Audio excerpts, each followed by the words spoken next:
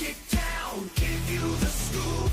Hold on tight, this ain't no ordinary loot. UFC's the battleground where warriors collide.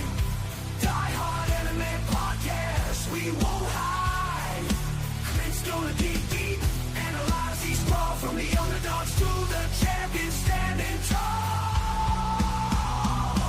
The fury, let your instincts rise. Feel the adrenaline rush, it's time to defy. Die Hard MMA, we're in for the thrill. Get ready for the madness. Let's make that bankroll spill.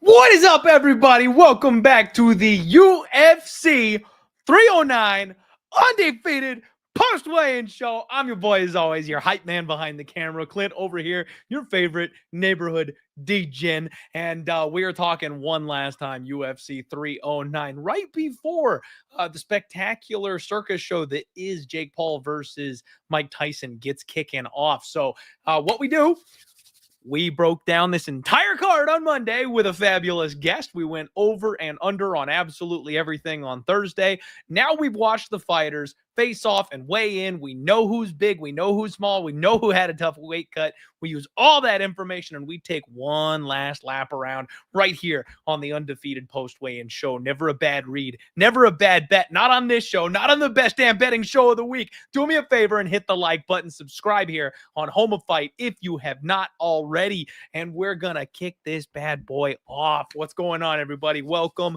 to the show. Doughboy saying, oh shit, immediately going live. And I told you, immediately live after. I got to take care of the wife and kid tonight. Got to take them out to dinner. And then of course there's, insane boxing stuff going on that apparently I've got to keep an eye on. So yeah, we might as well go ahead and get the damn thing done. Why don't we, huh? So let's get into it, everybody. So the first fight of the evening, Veronica Hardy, she takes on Eduardo Mora. My girl Veronica Hardy came in at 125.8 pounds. Eduardo Mora, 125.2. Veronica looked very relaxed, no problems for her on the scales today. Eduardo Mora actually looked great as well. She looked more full. She looked very healthy and strong, which I think is kind of the point as far as her moving up a weight class. She's been trying to suck herself down to 115 basically before this. Mora's huge, guys. Mora's huge. Now, Veronica Hardy is my girl, right? Like, we all know this. She's my girl. I've been betting on her every opportunity I can. I keep telling you guys that the number one angle in women's MMA is just put your money on Veronica Hardy. That's it. That's all you got to do. Sit back, relax, and coast. You're set. I can't do it this week, you guys. I can't do it this week. I was waiting to see this exact moment. The size between these two women actually makes a big difference to me here. So my girl, Veronica Hardy, excellent submission defense, solid wrestling, but she's a bit undersized. She's a little too small, I feel like, for 125, especially when facing off against some of these monsters. She is Frankie Edgar-ish, where she uses that speed, her natural weight to her advantage. So she's got really fast hands. She explodes in and out of range. She's got cardio for 15 minutes. But I'm thinking of this fight a whole lot like the Jamie Lynn Horth fight, okay? Jamie Lynn Horth is a big lady. She's 34 years old. She is not somebody who I rank very highly as far as like her technical skill level goes. Don't get me wrong. She's good everywhere. She is solid everywhere.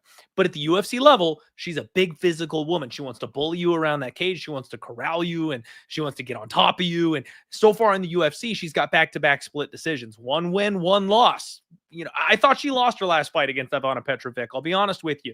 She lost the fight against Veronica Hardy, and I know a lot of people that were upset that felt she should have gotten the nod in that fight. She racked up a lot of control time, and we saw her be just big and physical, and that was something that after a while started wearing on Veronica. Even the JJ Aldrich fight. JJ is not somebody who is a big wrestler who regularly gets on top of people, and she was flattening Veronica out, and she was able to kind of physically bully her at times. So I'm just looking at these fights and I'm going, man, like, we've gotten paid by Veronica. We have. The Juliana Miller fight was absolutely the spot. I couldn't wait for that spot. But the Horth fight, I was way amped up, and I could smell my own butt hairs burning. That's how close my ass was to the fire on that particular fight. She barely got by that one. And the JJ Aldrich fight I felt good about because I kind of felt like JJ's slipping a little bit. She's kind of in a bad spot. But this is one where the UFC is hyped up on this prospect. She had a hard time making weight at 115 pounds, but even moving up at 125, she still has a very significant size advantage over Veronica Hardy. Veronica is going to be faster. She's going to have better hands, but this girl's going to be bigger, and she's going to keep on coming forward and get on top of Veronica, and we've seen that work. We've seen Veronica get tired trying to shove these big, heavy women off of them. And so this, unfortunately for me, you guys, is dog or pass. I've seen a lot of love for Veronica Hardy out there in the market, and I really wish I could just march in line with my girl, because that's what I've done. That's what I've done up until this point. I've always gone with Veronica Hardy. I can't do it on this one. I do think it's probably a decision. I do think that Veronica probably starts out strong, wins round 1. But then starts to fade, and we see Mora have more and more success with the grappling the deeper the fight goes. I don't think Mora's going to finish her. I do think it's probably a decision. So Mora by decision at like plus 275. That's kind of the way that I would be looking if you were looking at some kind of a prop on this one. In fact, if you're looking for parlay pieces, I don't even hate the over. At the over 2.5, it's like minus 300, minus 330. I think that works, because if Veronica wins this fight, it is also very likely to be a decision victory, not so much a finish. I don't think she's knocking out Mora. She could always catch her with like an armbar, or she could catch her in a scramble and get on her back or something like that. But frankly, I have a real hard time seeing that. You know, this girl was able to physically hang with someone like Denise Gomes. And you guys know I love my Brazilian lesbians with a neck tattoo. Denise Gomes means a lot to me. And the fact that she was able to hang with her for a full 15 minutes and absorb the kind of punishment and damage that Gomes can dish out, and went to a split with her, like, I think Gomes is headed for the top 10, you guys. She's 24 years old. She's a beast, and she is on her way up on a rocket ship. So the fact that this girl was able to go to a split with her, even with the missed weight situation, that speaks volumes to me. So unfortunately, I think we got to go with Mora in the first fight of the night. We've already got 250 live viewers. What's up, everybody? Do me a favor, share the show if you haven't. Please hit the like button. Let's get everybody piled on in here. Aaron, howdy to you, my friend. Average Joe seeing the same thing that I am. MMA J says the whole card is dog or pass. There's a lot of that this week, man. These fights are very closely aligned, very competitively lined, and we're going to see some back and forth fights. We're going to see some wars. We're probably going to see some split decisions. And don't forget, guys, we're in New York. This place sucks. Like, no offense to any New Yorkers out there, but it's always chaos. Every single time we go to New York, somebody gets robbed blind. Somebody gets poked in the eyes. I mean, hell, we'll talk about it. But the last time Chris Weidman was there, he basically destroyed the eyeballs of his opponent and still managed to get his hand raised when he should have been disqualified. So, like, be careful. Just be really, really careful. KC, you and I have the same problem. You know, Veronica was somebody I circled as a prospect I wanted to bet on and was just a fan of from literally her first fight in the UFC, way before she was Veronica Hardy, back when she was Veronica Macedo. She was my girl. I picked her before Dan did, okay? So I'm right there with you. It's very, very tough for me to want to put any money against her there, but I might have to. I absolutely might have to, unfortunately. MMA J says Basel plus 3.5. Maybe. It's minus 125. Let's talk about it. Why don't we? So the next fight of the evening is Basel Hafez and Oban Elliott. We've got Hafez at 171, Oban Elliott 170. Basil's huge. Dude is thick. Like, you can see his skull. His face is so sucked out. He's one of those guys, big cheekbones. Obon Elliott looked fantastic. He's in incredible shape. He's obviously feeling himself. Confidence is riding high. Elliott is slightly taller, but Basil is a decent bit thicker as far as the shoulders, the back, the neck. Like, so that's one of those trade-off type situations. I'm not going to read too far into Obon being a little bit taller because it's just not that big of a difference. Very intense face-off. Obviously, these guys were respectful afterward. It's not like there's bad blood here or anything like that, but they're both definitely pumped up and ready to go here. So what I did in this spot, guys, as usual, I will tell you where my money's at. I'll tell you what I bet. You guys don't have to tail that. You can do, whatever you want, obviously, as consenting adults when it comes to gambling. I parlayed Jake Paul tonight with Obon Elliott. I know a lot of people, basically everybody. It's actually really weird. I didn't realize how much support Basel Hafez was getting this week until I posted my pick on Obon Elliott. Absolutely everybody is talking up Hafez. Everybody is telling me how wrong I am. Everybody's telling me I'm burning money. But you guys, if you haven't checked out the Sharp Action Report, which is right here on the Home of Fight channel, click that live tab. Go hear what my guy Andrew had to say on some of these fights as far as what's coming across the desk. They have moved this line so aggressively. Like, I think they opened it blatantly wrong at minus 150, and they've gotten pounded by respected sharp bettors with deep pockets. And that's why we have the line that we have right now. 2024 has been the year of the favorites. And I think we're going to see some regression in that. We are absolutely going to get more dogs barking. MMA is an underdog sport. That's the way I've played it literally since I got into the game. And it'll come back around. We had a very, very chalky year in 2022. And then 2023, it was easy to pick live dogs because they just all decided they wanted to come through. So we're coming to it. It'll happen. Will it be tomorrow?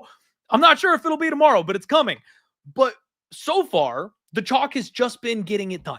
And I think Obon Elliott should have been somewhere in the ballpark of minus 200, minus 250 to open on this thing. I feel like the bookmakers are kind of selling him a little bit short, opening at minus 150. And the market is telling them they are, in fact, wrong for opening him minus 150. And now he's a minus 300 favorite. I don't necessarily love the number at minus 300, but that's why I'm doing that, just win style 2-leg parlay.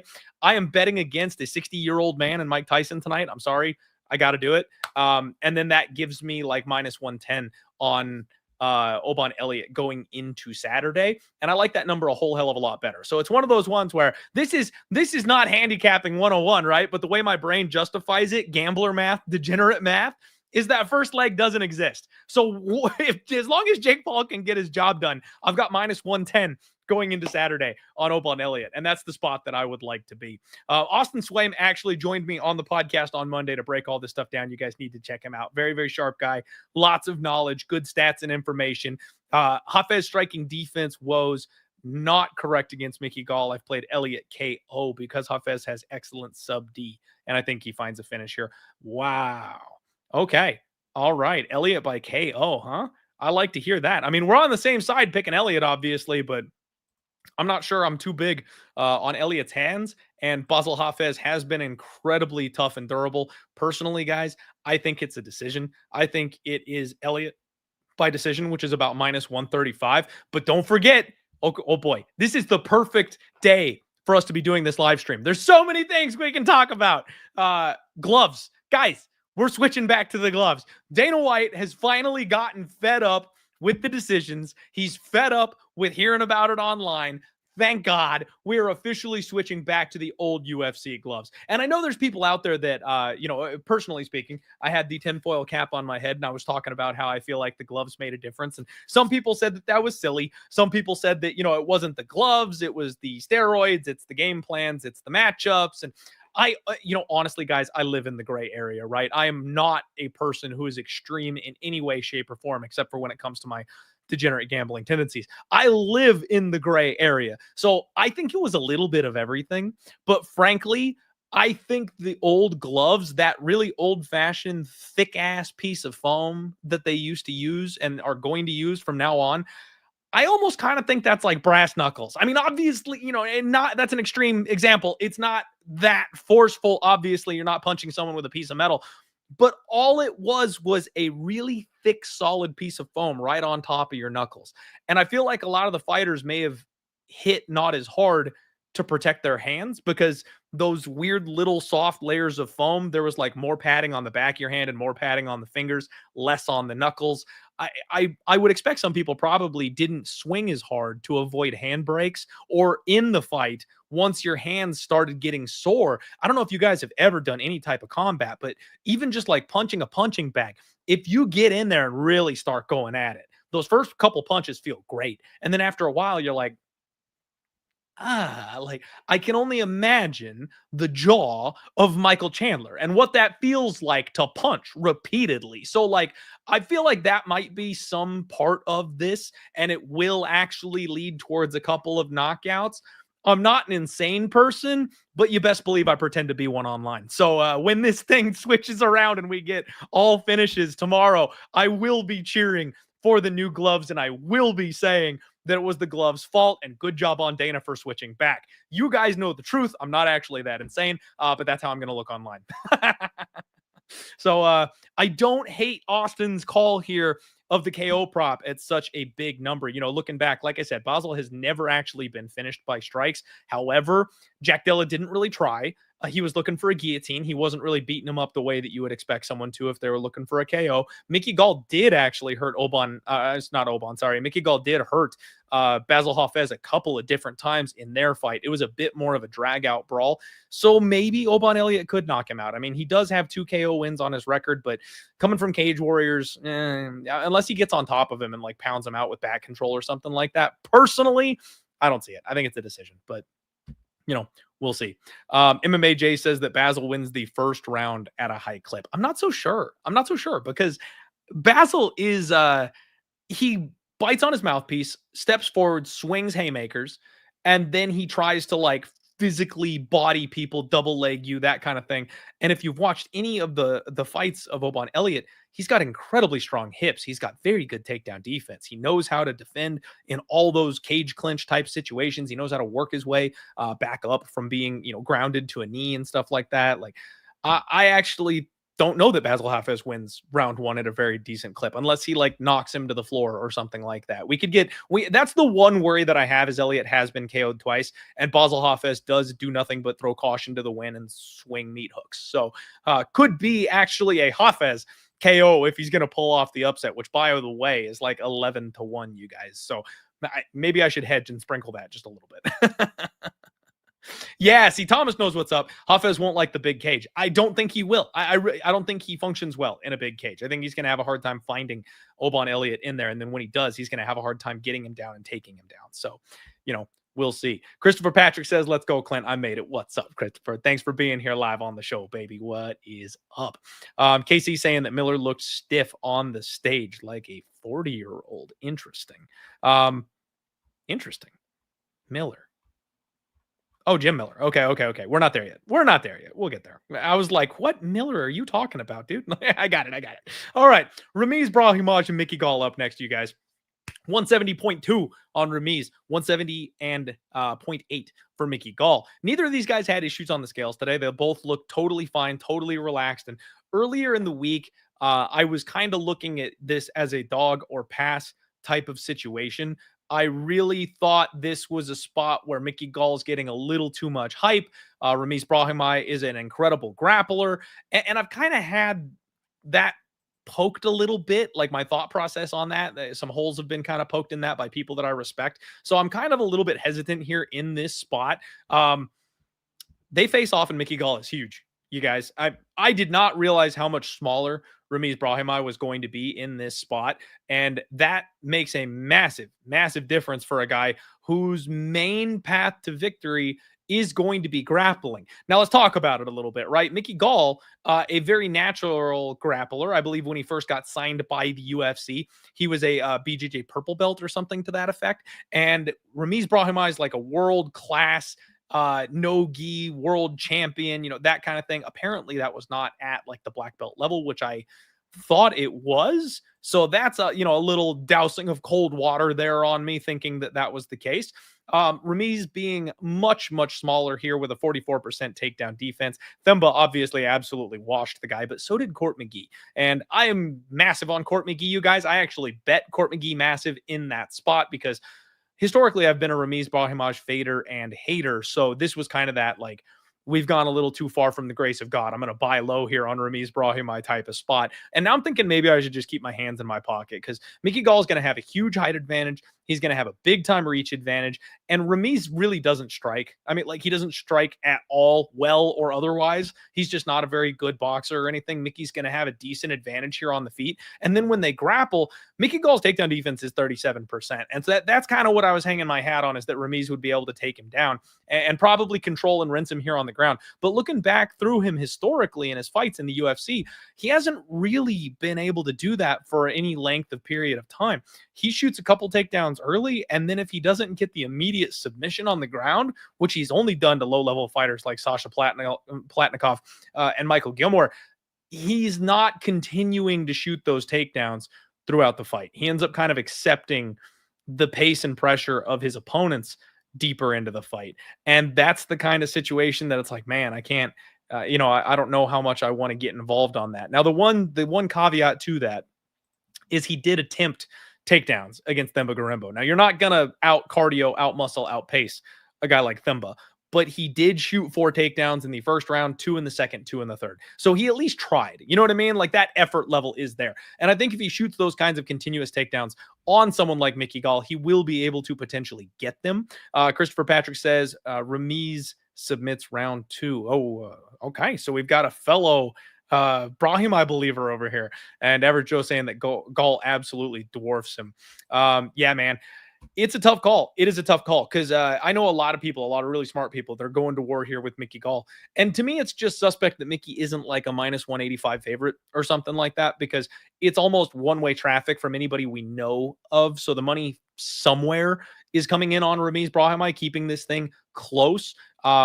Obviously, if you're looking at most sports books, you're getting like a -145 +120 split. If you guys are smart, intelligent gamblers, which I hope you are, and you're using a very good site that will save you money like Bet Openly, you're going to get a much better number on those kinds of bets, which I'm trying to load so I can actually quote the lines to you. But apparently I'm having technical difficulties. I'm hoping my internet is not letting me down here and you guys can hear me. But I do kind of still lean towards Ramiz. I mean, the size difference is keeping me off. I kind of want to watch this thing live. Ramiz wins by sub when he wins. The sub prop is +500, but Gall is a very good grappler in his own right.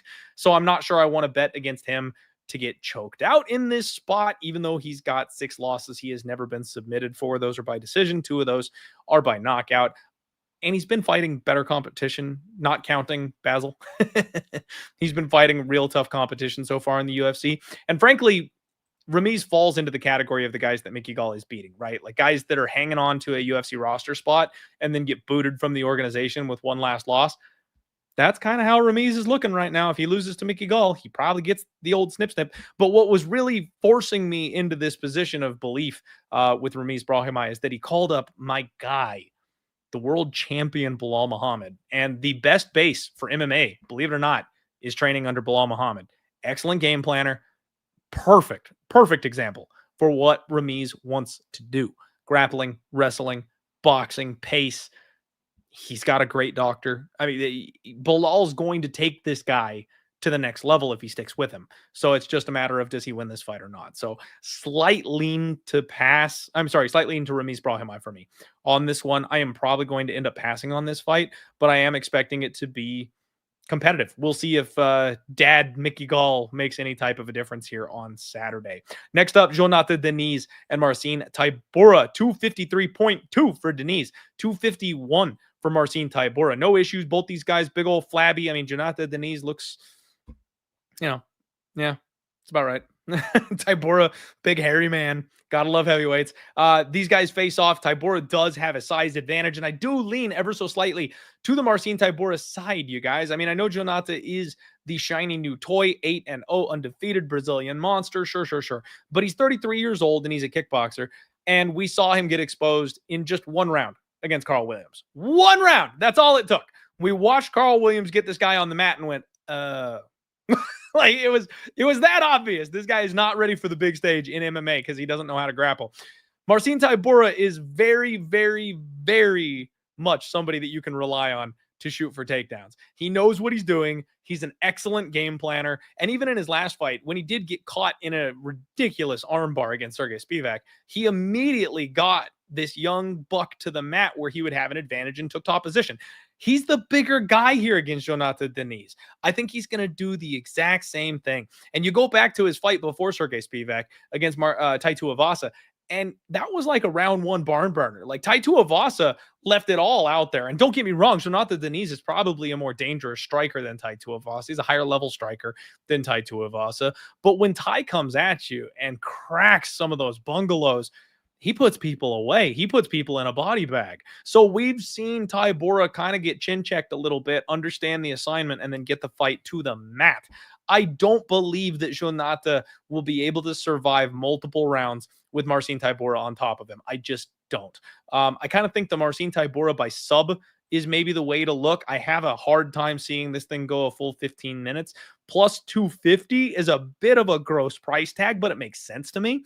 The over 1.5 at minus 145. I think Marcin Tybura is going to have to get him down more than once. Jonathan is going to be relying on potentially like the end of round stand-up type situation. He was training for Derek Lewis in his last fight.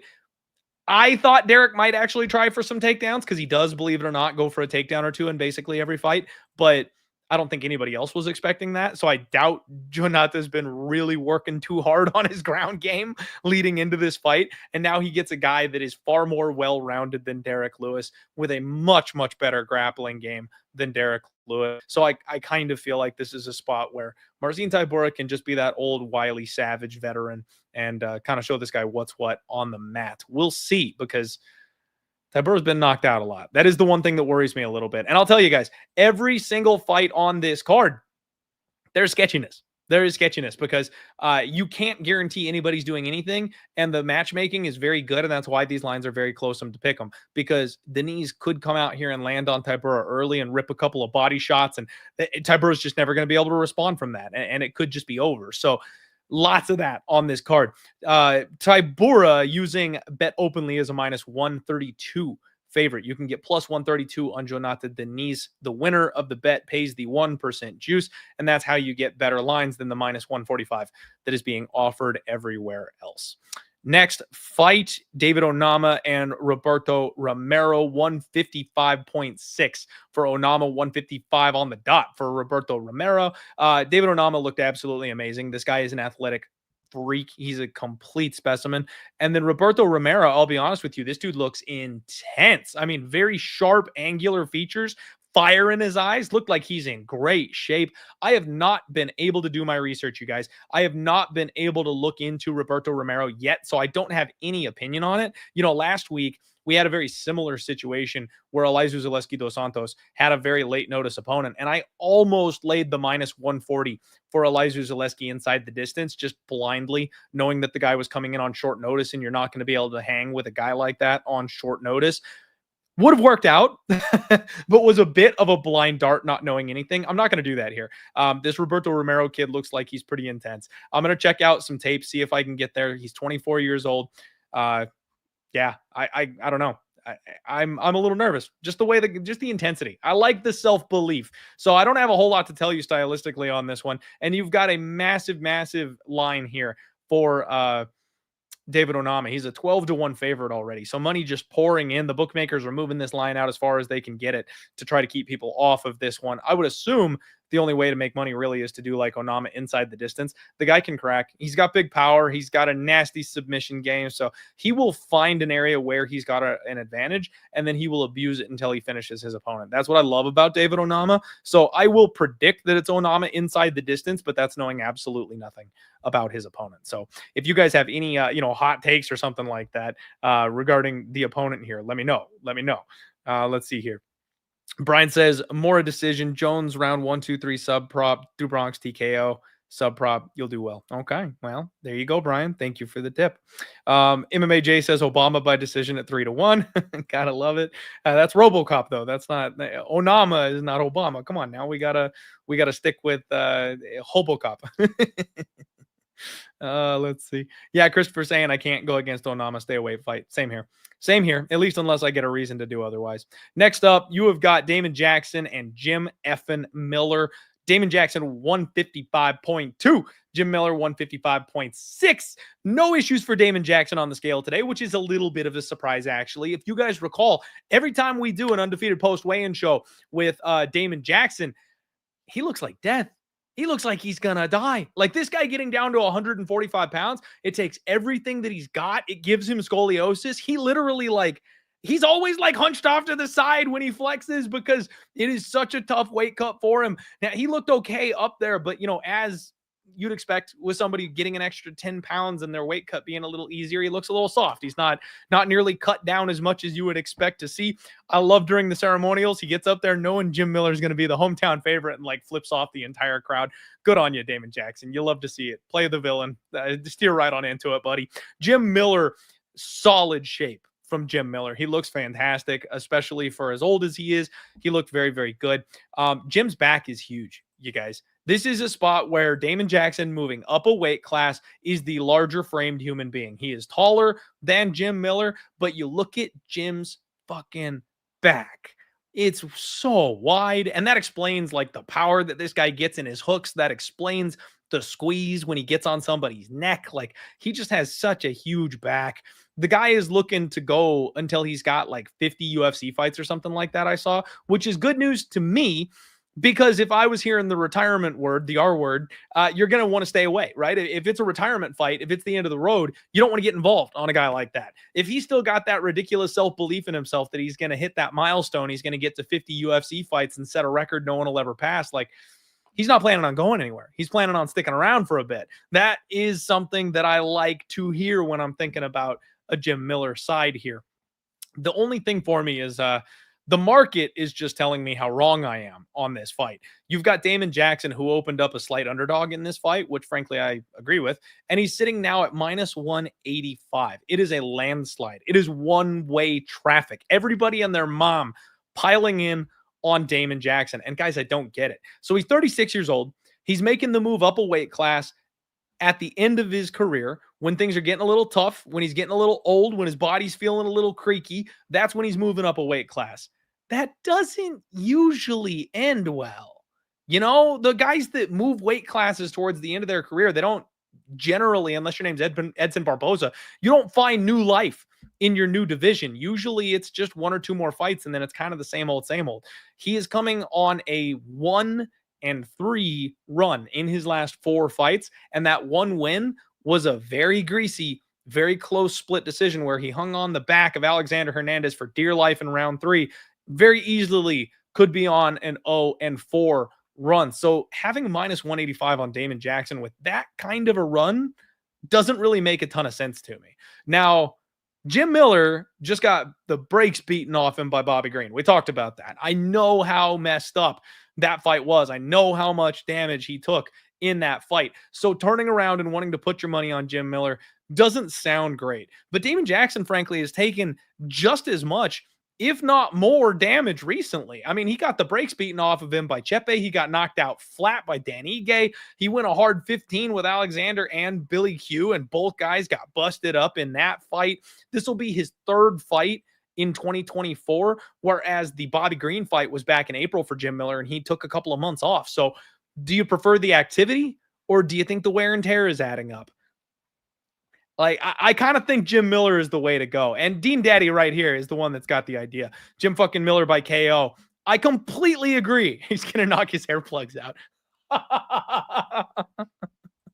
Oh, that's a good line. I like that. You know, I like Jim Miller via round 1, round 2 KO myself, because we have seen the big left hook. We've seen the big right hook be extremely effective against Damon Jackson. He wobbles. His head is very large. It's very easy to target. And frankly, he slows down, you guys. He's a jiu-jitsu guy that usually ends up on his back. I mean, if he can take yours, then okay. Like, if he can take your back, he might backpack you a little bit. He can backpack a guy like Alexander Hernandez. I don't think a BJJ black belt the level of Jim Miller is going to let this guy just get on his back and body triangle him and not have an answer for him. I don't see that taking place. So I kind of think that he's going to be a little outgunned on the feet. And when this thing hits the ground, he's going to find someone who is his match. And both guys may slow down and may get tired, but I think that's going to happen at relatively equal levels. Neither of these guys puts their foot on the gas and is known for getting better the deeper the fight goes. So I don't expect him to have some crazy cardio advantage that no one is seeing coming. So I think Jim's going to piece him up on the feet. I really do. I kind of like the Jim Miller by knockout. It is plus 450 right now. I am a little suspicious because it was plus 400 a little bit ago, and they're giving you that extra 50 cents on Jim Miller by KO now. So that is one thing that I'm always a little bit nervous of, that it feels like bait from the books when they're like, hey, we'll give you 50 cents more. Come on, it's fine. Like, that always worries me just a little bit. Yeah, Chris is saying I'd say it's trust your balls time, and that's what's up. I already said that Jim Miller's the dog of the week this week, you guys. I think it's Jim Miller. I could, however, see a decision. That's the one thing I want to say. I am rooting for Jim Miller by knockout. I think the knockout path is there over a guy who naturally fights at 145, over a guy who naturally is a little bit chinny, in my opinion. I think Jim Miller can knock him out. However, I can see Jim Miller playing the grappling game, because Damon Jackson will accept bottom position and he'll try to fight off of his back. We've seen it many times throughout his career. So with Jim coming off of getting beaten up by a guy like Bobby Green, if he takes a couple punches, instead of trading on the feet, I could see him going, fuck this, and hitting a double leg, you know? So I think Jim Miller by decision at plus 450 is actually a very interesting look on this one as well. The KO, obviously, it's there. The club and sub with Jim Miller is always there. So that's why I think the money line makes the most sense. This line doesn't make sense to me to begin with. And I think the bookies had it right with Jim being the slight favorite in the first place. And now we're getting plus 150, plus 154. That makes sense to me. I like Jim Miller. And if you can get over on Bet Openly, let me see what the number is over there. I must have scrolled right on past it. They're never in the right order, unfortunately. Plus 167. Jim Miller on Bet Openly. I like that a whole hell of a lot better. That is the read, you guys. Miller's going to be my my dog of the week. One last time with the old veteran dog. Eric Anders and Chris Weidman. We've got 185.6 for Eric Anders, 186 on the dot for Chris Weidman. Eric Anders looked absolutely shredded on the scales today. Absolutely incredible shape. I mean, he's an athlete, don't get me wrong, but he looked like he had maybe one of the best weight cuts I've ever seen. This is a guy who is very, very well known for having extremely tough weight cuts and telling you afterwards just how bad it was for him to get down on weight. He looked fine. He looked happy. He looked very comfortable. So that speaks volumes to me here in this spot. Chris Weidman, no problem. You know, no issues for Chris Weidman. He's a veteran at this point. He looked good. This is his natural weight class. So I wouldn't expect much different from him, but nothing from the ordinary here. These two size up really well. They're roughly the same height and everything. Friendly face-off, very respectful face-off. Oh, and I've ruffled some feathers on this one, you guys. I really have. So my tinfoil cap review of this fight is that Chris Weidman got his retirement fight last time. Last time he was here, poor Bruno Silva almost ended up like Mike Bisping and was about to have to get a fake eye. I mean, Chris Weidman poked the shit out of this guy's eyes. He should have had a point deducted. He should have been disqualified. None of those things happened because he was in his backyard in New Jersey. And instead, they went to a technical decision, and he got his hand raised. One of the most disgusting things. Like, don't get me wrong. I'm happy for a veteran of a sport. I'm a fan of Chris Weidman. He's one of the good guys. You know, a lot of guys in mixed martial arts are a-holes, and they're terrible people, like the main eventer we'll talk about in a little bit. But Weidman is one of the good ones. He's an All-American. He's a good guy. So I'm happy for him. But I really feel like he should not have gotten that type of a finish in his last fight. He probably didn't deserve that kind of a victory, but he got it. That was your retirement, bro. Hang it up.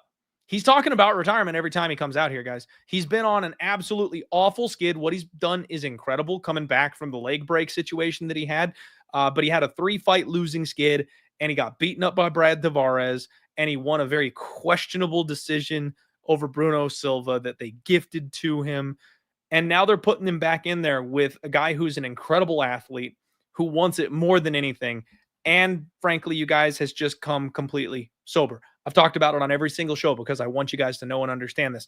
I'm extremely happy and proud of Eric Anders because apparently he's had like a drug and alcohol abuse type situation going on, and he's been doing it his whole professional career. So he's never been able to achieve what he wanted to achieve because of that. It's something that he's felt has been holding him back. And now he's 100% all the way in. Better late than never. He's 37 years old, so he's up there. But Chris is 40 years old, and he's coming off of crazy injuries that have kept him sidelined. So I still think Eric Anders has more tread on the tire than Weidman does at this point. Yes, Chris Weidman probably has a skill check advantage in every aspect of this fight, but I think Father Time has come for him. And I think Eric Anders, freshly motivated, is going to come in here in incredible shape and be a handful for Chris Weidman to deal with. I think he's not going to be able to push Eric Anders around the way he's used to.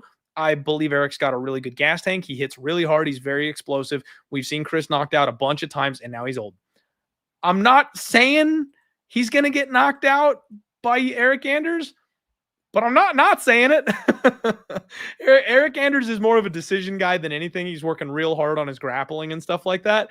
But with the situation, with the gloves, with the age, I just wouldn't count it out. That's all I'm saying. I do think Eric Anders can win by decision or potentially by knockout. I understand in a place like New York, we absolutely may get the robbery 30-27, don't care what happened in the cage type of scorecard for Chris Weidman that could rob everybody blind in this spot. But it also is just suspect to me, massively suspect to me, that Chris Weidman is opening as a plus 140, plus 150, plus 160 type underdog. They're not letting this line flip, you guys. It keeps getting down close to pick 'em, and every time it does, there's buyback on the Eric Anders side. So I talked about this on Monday. I like the Eric Anders side of things here. I'm going to rely on the youth. I'm going to rely on him getting clean. I'm going to fade Chris Weidman one last time because it's a thing that I've done a lot. And frankly, what I've liked to do with Chris Weidman is I like to bet his opponent in round 3. Because that was his thing. He kept getting finished in round 3. Romero got him in round 3. Jacare got him in round 3. It was just a thing for a while there that he kept getting had in round 3. So maybe we'll take a round 3 shot on Eric Anders. The number's not good enough. It's plus 1,400. Like I said, Eric doesn't usually really finish anybody. But if you're gonna take a look at something a little crazy, that would be the 10 foil hat prop of the week is Anders KO round 3 over Chris Weidman. But I think I'm just going to go with the money line. It's looking like I can get minus 118 on DraftKings is as low as it gets. If you are a smart person using Bet Openly, minus 102. And then I can offer plus 102 on Chris Weidman when most places are offering minus 105, minus 108, something like that. So I'll probably jump in and get me some Eric Anders, much like the Jim Miller situation where I was waiting for that line to get as high as it possibly could. I was waiting for this Eric Anders line to get as low as it possibly can. I'm trying to time the market on both of these, and wish me luck, guys, because I'm going to need it. Next up, Jonathan Martinez and Marcus McGee. 135.8 for J Mart, 135.6 for Marcus McGee. And Martinez, his eyes were sunk in bad. This guy always looks tough on the scales, but you know what? Same thing with Marcus McGee. This guy, you can see his entire skull. He looks like a predator up there when he's on when he's weighing in. And no, not like Predator, why don't you take a seat? Not that kind of Predator, but the Predator versus Alien versus Predator, that kind of Predator. He looks like a monster up there. Both guys look half dead. Okay, that's the point I am trying to get to. Both guys look like they had a tough weight cut today. This was a very good face-off. Both guys are very intense. But I will tell you guys, Marcus McGee is the larger frame human being in there. You don't get twisted. Don't you get fooled by that hat, the cowboy hat from Jonathan Martinez. It makes him look a little bit bigger when they got in there. But you've got the larger frame on Marcus McGee. So he's slightly bigger. And, guys, I got to go in on Marcus McGee here. I have to. So I have been kind of up and down, back and forth on this fight since Monday. And I don't usually like to bet on Marcus McGee. I kind of have not bought in. I kind of have not believed. In fact, I know you guys are going to bring up the JP Buys fight. Yes. Once upon a time, I was not sold on Marcus McGee, and I bet JP Buys against him. But he's training out of the lab. It's obvious that his skills are actually solid. Even though he's a little bit older, he's got a very short career, so it's not like he's got a ton of wear and tear on his body or anything like that. I think he could end up being a lot like oh shoot, I just blanked on his name. Crystals. Cannonier. He could be a lot like Jared Cannonier, where he just got to the fight game a little bit late and he started a little bit behind everybody. And so he's actually okay, even though he had a bit of a late start. You know what I mean? He's only been finished once. It was a submission way back in LFA. Since then, he's shown nothing but solid forward pressure. big time power. He hits really freaking hard. And that's always been my thing with Jonathan Martinez, is even though his range is very, very good, if you crowd him, if you get in his face, he really does not like it. And I do believe he's chinny. I thought Jose Aldo was going to be the one to KO him. I think Marcus McGee might actually be the one to KO him. And on top of that, for those of you who didn't watch my Monday show, I know this is going to be a bit of a repeat for the people who tuned in on Monday. So thank you guys for sticking with me. I actually don't like what's going on with Jonathan Martinez as far as his career trajectory at the moment goes. So he just kind of peaked out, right? Like, I've always thought he was not going to be a title challenger. You've got people out there that were sold he was headed to the moon, and I knew Jose Aldo was the spot to finally go ahead and go against him and make sure we're getting cash on that one. So he's finally peaked out, right? I think that's his limit. I think he's going to stick right around here or maybe a little bit lower in the rankings. Jose Aldo, older, not really knocking people out, not really finishing anybody. So that was absolutely the spot. But now the gym that he was training at has completely fractured. I don't know the drama. I wish I knew. I wish I could do the Real Housewives of mixed martial arts gyms for you guys. I'd get a whole hell of a lot more views on that kind of a show. But I wish I could tell you what happened behind the scenes. But all I know is his gym fractured. Everybody split up. Everybody went their own ways. And he has decided that he's going to be his own head coach. I don't like it. If you've got someone who's coming off their first ever loss, like, everything's been going great for you right up until this point. The game plan works. The people you're working with work. The training system, the location, all of it's on point. You just kind of got beat by a legend in the sport. You stick with that. That system works. But now you're going to go, you know what? I know what's best for myself. Not many people are as good at self-evaluating as they think they are. And I think that's going to be a bit of a struggle for him here in this spot. I think he's going to overestimate himself in some circumstances, and I think he might underestimate himself in others, and that will lead to not an optimal game plan and not an optimal training camp. I just don't trust it. So for me, it's Marcus McGee or pass. This number has come down just a little bit. This has been a tug of war line. Lots of people back and forth on this one. I said on Monday it might be a buy low spot for Jonathan Martinez because he's never the dog. He's been a favorite a lot recently because of kind of the run that he's on. In fact, he peaked as a minus 175 against Jose Aldo, but like, you go back and he was even money against Adrian Yanez. That's where I think he should be. So he's a slight dog here to his opponent this week in Marcus McGee. And I think I'm going to rely on the power of Marcus McGee. The guy's got 8 wins by KO. He's going to come forward no matter how many leg kicks you throw at him, crowd you, and then crack you on the jaw. And I think that type of fight plan works perfectly against a guy like Jonathan Martinez. So it's Marcus McGee for me. And I'm going to probably have to get in there on that. Yeah, Justin saying Marcus KO. Dean Daddy says Marcus smashes Martinez. Justin saying, no, I like Marcus by sub. Well, which is it, Justin? You said by sub and by KO. Which one is it? Christopher saying, I hear that Eric is a new animal since being sober. And honestly, like, Christopher, I believe it. I could absolutely believe it. Because, like, if I have a bad day and I wake up on the wrong side of the bed or shit, you know what? Okay, story time. So as you guys can tell in the background here, Vikings fan, my father-in-law and I have a tradition, right? We do a shot of Fireball for the Vikings every single Sunday morning, right before kickoff. We do the Skol chant. We're clapping it up with everybody. And then we do a shot of Fireball to kick it off.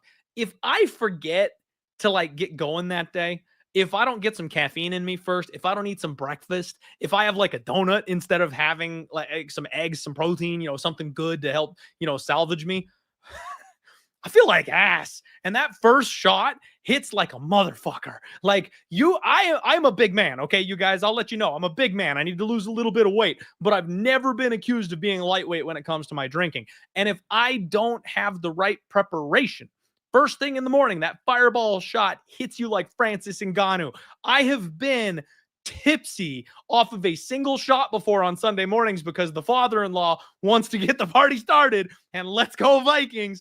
And I'm not ready for it yet. So that's been a thing. I can't imagine going through a camp. I can't imagine training to fight an absolute killer across the cage from me and doing it full of alcohol. Or I also can't hardly even imagine like a hard workout. Like if I ride my Peloton here at home and then I decide we're drinking tonight, riding that Peloton the next morning, fuck that. That ain't happening. So I can't imagine what this guy's gone through and how he has not been 100% himself in those circumstances. I can believe that a sober Eric Anders is probably a different beast of an Eric Anders. 1000%. I'm in on that. Let's go, ya boy.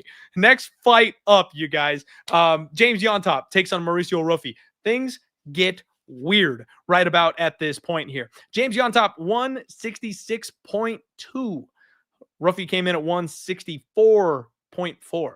So this is a lightweight fight, you guys. This is a lightweight fight. Yontop was filling in here on short notice, and all of a sudden we get the call that, well, it's going to be a catch weight. Let's make it 165. Why don't we? Yeah. All right, let's go 165. He still misses. I mean, that's one of those ones that it's like, what do you do? What do you do? Dana White is probably absolutely fed up with James Yontop. This is a fight that is life or death. He's got a massive challenge in front of him. The fighting nerds are the new hotness. They're everything everybody wants to be.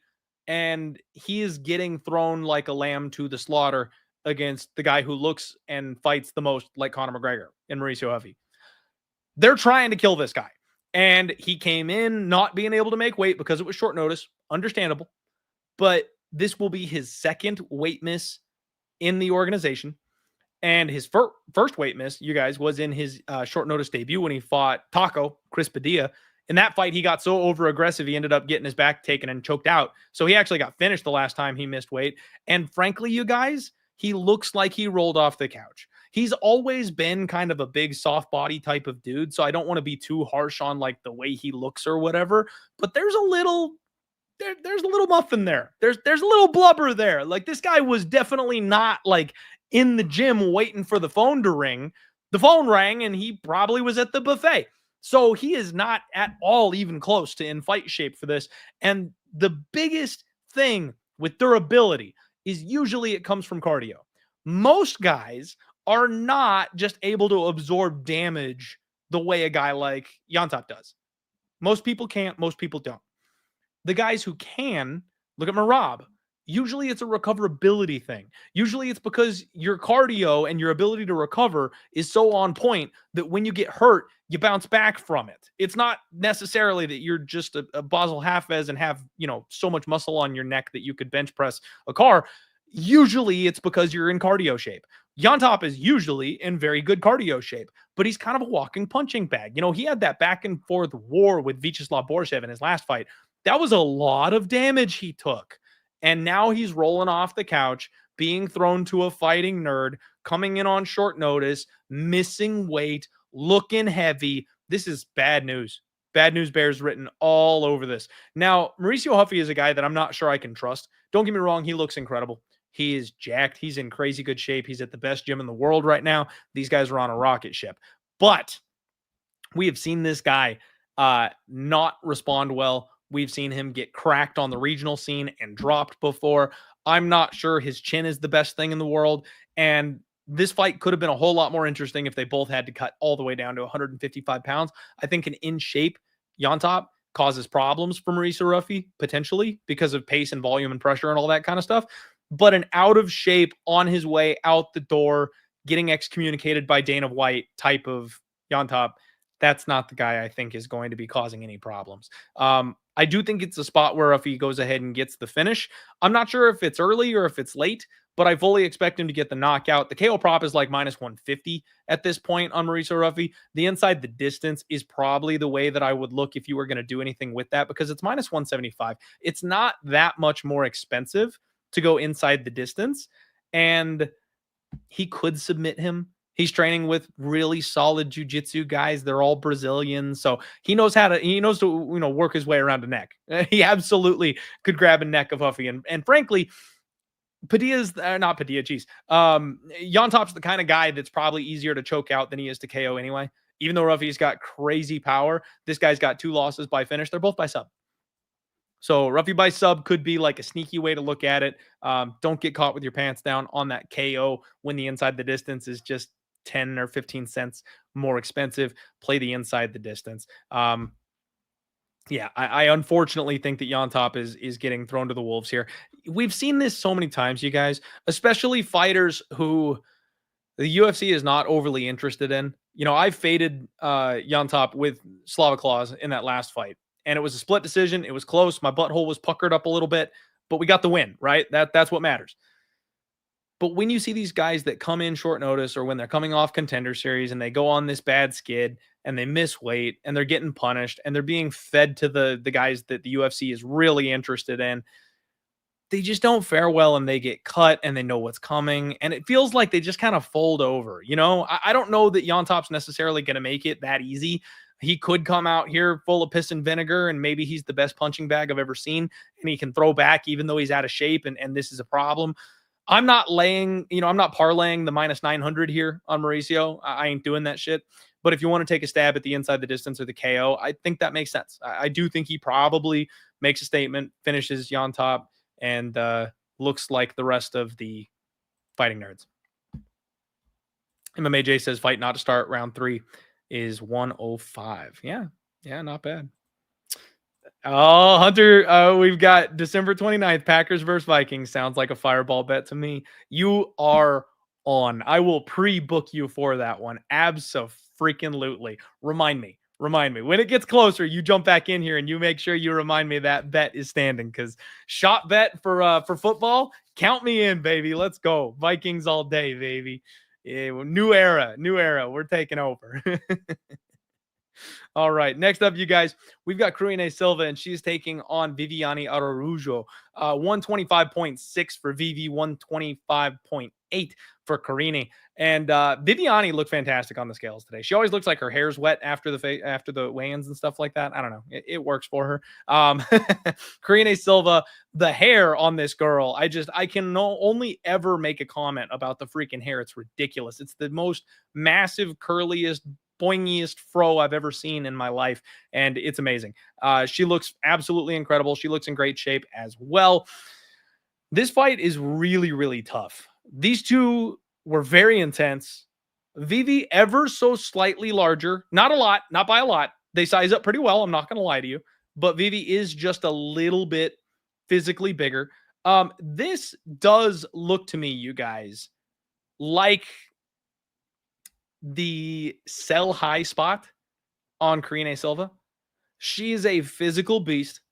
She is very strong. She's a little wild. She's a little sloppy. Like when she first made it to the UFC, I didn't really like her game. She's one of these Brazilians who looked nothing like they looked on their regional tape. You look at Silva when she makes it to the UFC and you're like, oh, this chick's going to get her ass whooped. And then she's snapping people's arms in halves like it's nothing. She's really, really freaking dangerous. She's got 8 wins by KO, 9 by subs, so she does not discriminate. She is vicious. She's got power. She's got very creative submissions. And the win in her last fight by decision over Ariane Lipski, Ariane De Silva, formerly Ariane Lipski, was a very, very good win that's kind of catapulting her into a new area. The fact that she submitted Myra Moroz, that one got me. I thought Moroz was going to be the better wrestler and be able to kind of out cardio and pace her. Didn't go so well. She got hurt almost immediately and wanted nothing to do with the power. I'm tempted to go right back to the well here, though. Vivi is older. She's 37 years old, but we've seen these elite MMA women. They're just able to hang on, and they can still be elite even later into their careers. So 37 is the new 39. You know what I mean? They're fine to keep on being a little bit older in this weight class. It seems like they just hang around and you can't quite get rid of them. So this is a test to see if Karine is really ready for the next level. Natalia Silva is my girl. She got one over on Viviane in her last fight, but it took kind of everything she had. She had to use her cardio. She had to use her footwork. She had to use her pace. She had to stick and move. She had to stay away from this girl. And that's a completely different style from what this Silva does. Karine Silva is far more aggressive. She's far more power. She's far more car crash. She wants to submit you once she's got you hurt. Like that's what she does. I don't think that works against Viviane Araujo. This girl has only been finished once in her entire career, and it was all the way back in 2017. Juiced up Sarah Asfroda knocked her out. Everybody else has really struggled with her, and she's very tough to keep going against for 15 straight minutes. Her most recent win was over Jennifer Maia. I know Maia's not in the UFC anymore, but that was kind of a hate drop by the UFC because she was boring. She's a very skilled fighter and very hard to look good against. So I actually kind of rate that win. And then her losses, Alexa Grasso fighting for the title, Amanda Hebos, someone who is extremely well-rounded, very skilled everywhere, very dangerous. And then Natalia Silva, someone who I think is going to be a future champion. So I think all of her losses are very, very self-explanatory. But she doesn't lose to anybody bad. She doesn't have a single bad loss on her record. I think this is going to be a very, very close competitive fight. And I don't think we're going to see Silva just run through this chick the way she's run through the last couple of opponents that she's had. And Karine Silva is a minus 300 favorite. Vivi is a plus 240, plus 250 underdog. If you are using Bet Openly, we can get all the way up to plus 272, which is a discount on the favorite side, by the way. If you want to lay minus 272 on Silva on Bet Openly, it's a much better price tag for you over there. I also kind of like the plus 3.5 here. I don't see a world where Karine Silva is able to go 15 minutes and get every single judge's scorecard. I just don't think she fights that way. She's kind of a moments winner versus being a minute winner, where I think the wrestling and the grappling and the cage pushing and the forward pressure, like I think Vivi's going to have some success with that. She should win at least one round. I could see a 29-28 decision for a Karine Silva. I could see a 29-28 decision for Vivi Araujo, frankly. I could see Karine Silva get exhausted and in the third round give up an arm triangle, because she's been finished before, you guys. Don't get it twisted. She's been submitted twice and she's been knocked out once. It was a while ago, I will give her that, but she has been finished multiple times. So this girl is not invincible. I think this is dogger pass. I know I'm taking a little too long on this one. I do apologize, but I think Viviane Araujo, this line is way, way, way too wide for me, and dogger pass would be the only way that I would look. I might actually be interested in playing that plus 3.5 spread bet like we do sometimes talk about, because I could see us losing a 29-28 competitive decision, but that'll get you the money if you've got that plus 3.5. So that's the look for me. Paul Craig and Bo Nickal. Craig 186 with the face paint, 185.4 for Bo Nickal. Love Paul Craig on weigh-in days. Love the crazy eyes. Love the face paint. It's all good stuff. Bo Nickal has Patrick Mahomes' body. he's one of these guys that is one of the best in the world, one of the best wrestlers on planet Earth. And you wouldn't know it from him just walking down the street. He just doesn't have that kind of physicality, and there's nothing wrong with that. But he would take your ass out in the alley and beat the brakes off you. These two size up pretty damn well. Paul Craig is larger. He's coming down from 205. We know this, but that was one thing I wanted to see. This was one of the fights that I had circled as far as the height difference and size differences go. I know Bo Nickal is only 6-0, but he's 28 years old and having a lifetime of high level wrestling. It just is something else. I've been thrown around by a college wrestler before on the jiu-jitsu mats, and let me tell you guys, it's not fun. These guys are unreal strong, and nothing works. Not a single thing you do works, because they can just power their way through it. Strongest human physically I've ever felt in my entire life in that circumstance. It was absolutely wild. Paul Craig, on the other hand, he's been knocked out 5 times. As a jiu-jitsu guy, specialist, he's been submitted twice. I mean, he's 2-4 in his last 6. He's gotten finished in his last 2 fights. Writing on the wall here. I'm not rewriting the book. You guys know what's up. Bo Nickal's supposed to win this fight. Jack says Bo by KO. I think so too. The problem again, though, is that it's Bo by however he wants. Because this guy can climb up an arm triangle you if he wants to. If he gets under mount and he starts punching away and you turn your back, he can grab your neck. He's got an incredible squeeze on him. He's got power in his hands too. So like, even if he just cocks one back and throws an overhand at the right time, he could put this guy down with a standing punch.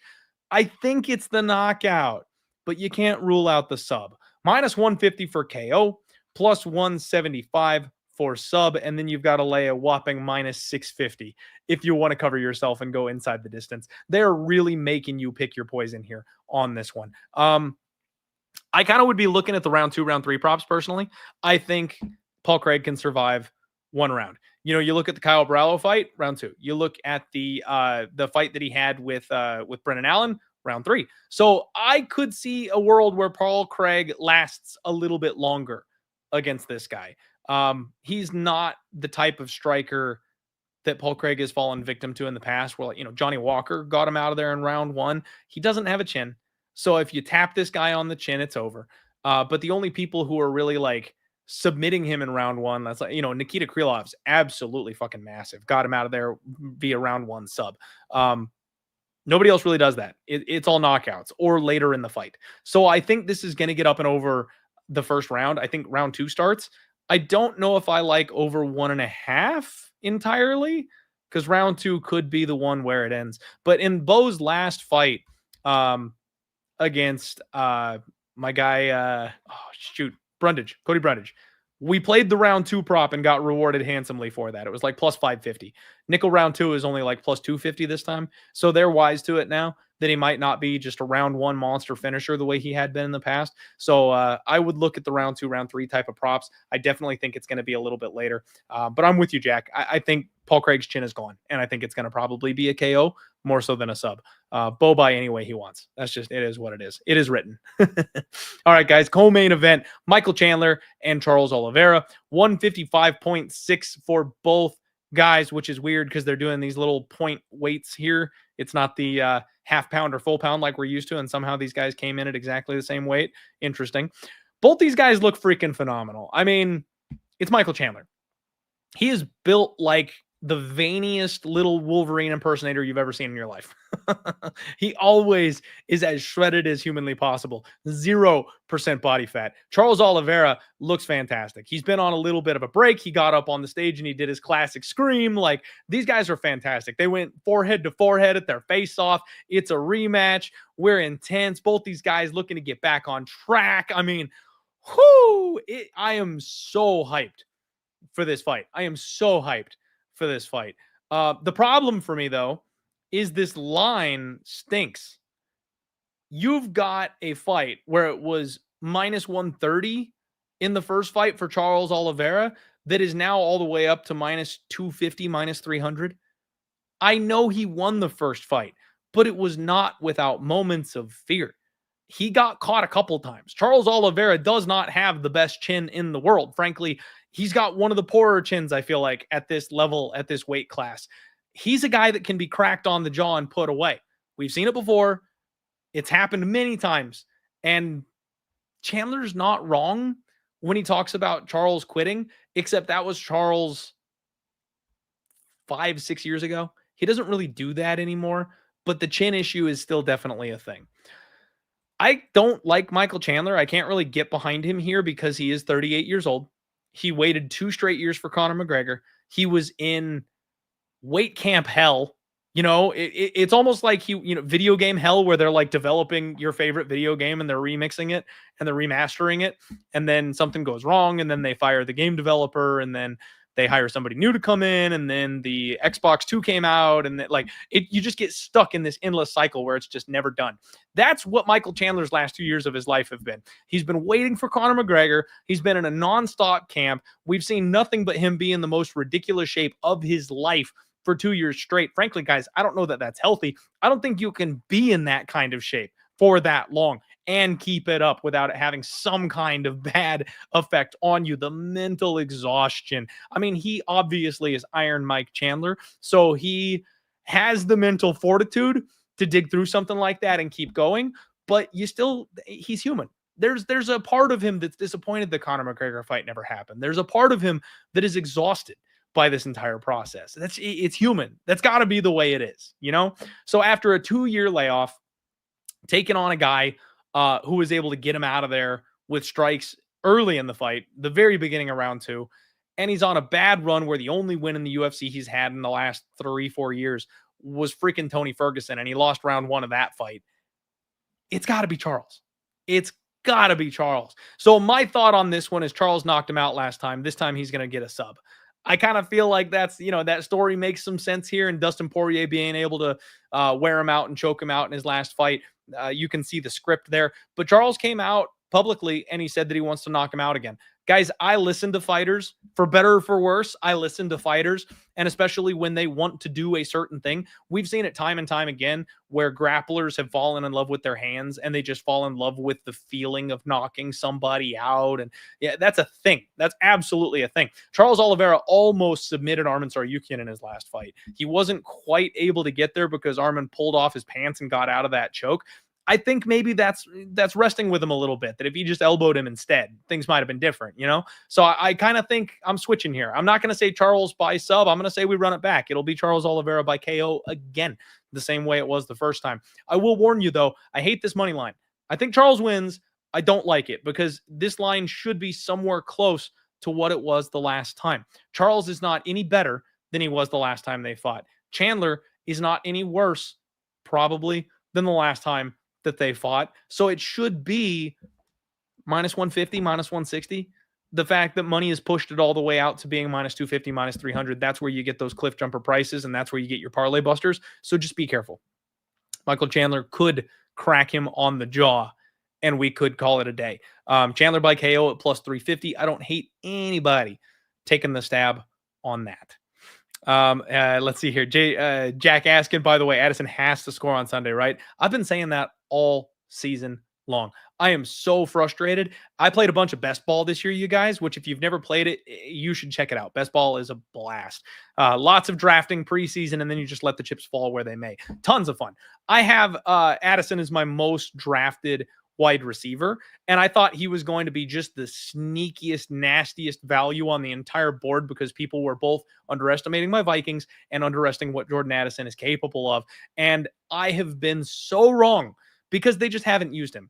Freaking Sam Darnold doesn't look at him. I can't tell you the amount of clips I've watched where he'd still be running. Like, Addison is wide open every Sunday. Every Sunday, there's at least 3 touchdown bombs to Jordan Addison, and Darnold just can't find him out there. I cannot wait until J.J. McCarthy gets here because Addison will be unleashed in another year when we get a quarterback that can actually find him. So I would like to say yes. I believe somebody's out on defense. Somebody important for Tennessee, one of their corners, is out on defense. So maybe, you know, they're a pretty shut down defense for the most part. Maybe Addison does finally get there on Sunday. I hope so. You know, for my best ball teams and for just cheering purposes, I certainly hope so. But that's enough of the football. Sorry, guys. Slight tangent there. Die hard MMA Vikings cast for you for a minute. Main event time. Jon Jones, Stipe. Jon Jones comes in at 137.6. Stipe 148.6. Oh boy. I mean, both guys look fantastic. Stipe looked like he was in incredible shape. I know we saw the little chest, third nipple thing that he had going on, which, by the way, we forgot to mention, Staffgate is back in full effect here. Mike Chandler absolutely has staph on his elbow where it's all swollen up and the wound is open. And yeah, that's a hard thing to call because you never know how that's going to affect them if they're still on antibiotics, if they haven't had enough time to recover, blah, blah, blah. That could be a thing that messes with his cardio. So I'm always worried about staph, but it's too hard to get into from a betting perspective because we don't truly know what effect it's going to have on everybody. Freaking Merab had staph and it never even slowed him down. So, but that's Merab. Merab's a freak. It looks like Stipe might have some staph. Hopefully it is healed all the way up and it's not a problem. Jon Jones is a big 205er, but he sizes up very well with Stipe. And Stipe, physically speaking, it looks like a little bit thicker. He's a natural heavyweight, you guys. We've got a 205er who's come up and he's taken on a heavyweight. And it is interesting, actually. DC had an interview with Jon Jones and asked him about his frame. And I'm so glad he did because I was curious about it. When Jon came back and he fought against Cyril Gane, he looked so puffy to me. He looked so full. It was like he couldn't move. And I was like, yeah, I'm betting against this guy. I don't think I bet Cyril Gane, but I was ready to bet against heavyweight Jon Jones because he just looks so unnatural at this weight class. This Jon Jones looks a lot more like the 205-pound Jon Jones. He definitely did some work to add muscle the right way and then slimmed himself down so he's not so bulky and he's not so slow. And I think he is emphasizing feeling like his old self and emphasizing his speed and athleticism that he used to have because that really is the key to what he was able to do when he was coming up in the UFC. He was all about being faster. He was all about being more athletic and quicker, and strikes coming from places that you couldn't tell they were coming from. And that's what made Jon Jones great. So big, lumbering, heavy, slow Jon Jones, I don't think that's it. Lithe, whip it Jon Jones is much more dangerous to me than a big, lumbering one. But Stipe also knows how to play these games. He's coming in a decent bit heavier than he did, I believe, against Daniel Cormier. I think I checked the numbers, and he was weighing in like the 230s or something like that when he fought Daniel Cormier. He was emphasizing speed when he fought Daniel Cormier. He was using his footwork and his boxing a lot in that fight. He's coming in at 248 for this one. And that's kind of telling me I think he wants to be a little on the heavier side. I think he wants the strength advantage. I think he wants to be able to shuck takedowns and be able to bully this guy when they get into the clinch. And, the grappling, I think, is going to play a big, big part in this fight. So lots of games going on with these guys and what they're doing with their bodies physically. Something heavyweights can do that no other weight class really has the ability to do, because most of them, it takes everything they've got just to hit the limit, much less be able to, choose to have an extra 10 pounds on your frame, because that's the game plan you're wanting to go with. I am so rooting for Stipe, you guys. I've made no bones about it, joke fully intended, that I don't like Jon Jones. I'm not a Jon Jones fan. I never have been. Obviously, I respect what he does in the cage. I love watching him fight. It is masterful what he does physically when he's in there. But as a human being, the shitheel that he is, that just ruins it for me. I have a real hard time cheering for like really bad people. So I do want to see him lose. Yes, I'm a hater. I will fully admit it. I want to see Stipe get this thing done. I really do. Now, Stipe upset the apple cart against Francis Ngannou the first time out there, and that made a huge difference in kind of how I'm viewing this fight. He's turned people back before, so we cannot look past Stipe. We cannot count him out. Yes, he is 42 years old, but he took a long layoff. And frankly, coming off that Daniel Cormier trilogy, I got to shout out my boy, Brandon Olivas. He comes on the show from time to time if you guys haven't seen him. He talked about how he felt like Stipe might actually be a better version of himself, because that Daniel Cormier trilogy absolutely took everything he had. And then Francis was kind of the beneficiary of just walking in and being able to pop him on the jaw and call it quits, because he didn't have anything left to offer. This kind of time off, we think is going to be something that benefits him, helps him mentally and physically kind of heal and rest and recover. And I think that's a beautiful angle. I think that makes a lot of sense. I like overs, you guys. I'm not going to go so far as to say I actually think Stipe is going to win this fight. I pray he does. I hope he does. I hope he gives me enough that I can jump in live so I can actually have a ticket with money on it that says Stipe got his hand raised and he's the heavyweight GOAT and he broke everybody's plans up. I want it. I want it so bad. I can't possibly tell you how badly I want to see that. But the reality is I do think Jon Jones will find a way to win this fight. But I'm betting overs. I like the over 1.5. Yeah, you've got to lay some chalk on it. -170, -175. I like the over 2.5 at +110. You give me just a little bit of the taste on that over 3.5 +175. I might even sprinkle on fight goes the distance. I think we're going to see kind of a classic high level fight that takes everything both guys have. Jon Jones is not a power striker. Yes, if Stipe gets worn out and tired and maybe gets elbowed up or something like that deeper in the fight, he could get TKO'd or he could get submitted, something like that. But Stipe has been very, very difficult to finish throughout his career. The guys that have been able to do it have been one-punch merchants. Francis Ngannou, Daniel Cormier, Stefan Struve back in the day, which that was back when Stipe was in this weird middle area where we weren't sure what he really was, and Stefan actually won fights. That one was weird. We can count that one out. But you're really only getting one-hitter quitter guys with crazy, stupid power that are knocking out Stipe. He's never been submitted, so I am not expecting Jon Jones to come out here and head kick Stipe in the first round and call it quits and ride off into the sun. I don't think that's happening. I think this is a real fight, and we're going to get a real fight. And I think we're going to get into the third, maybe even the fourth, and maybe even the fifth round in this fight. I fully plan on finally doing the butthole pucker ladder of the week. I'm going to bet the over 1.5. I'm going to bet the over 2.5. I'm going to bet the over 3.5. And I might even sprinkle on the fight goes the distance. And just so you guys know, it's bigger bet, and then you go smaller all the way down the ladder as you go up that ladder, because bigger plus money, obviously. The further down you go, you want that big bet to kind of be able to cover everything. So if you cash the first 1 or 2, you're free rolling, and then it's just more money raking in as the fight continues to go. It's a sweat, I'll tell you, especially at heavyweight, especially with guys that can finish like this. It is a sweat because every minute that ticks off that clock is closer to you cashing a bet. Very, very much looking forward to this fight. It's going to be really fun. It's going to be exciting. It's going to be entertaining. I hope this show was good for you guys. I hope it was informational. It can help point you in the right direction. Good luck on all of your degenerate action this weekend, as always. Please do me a favor and subscribe here if you guys have not.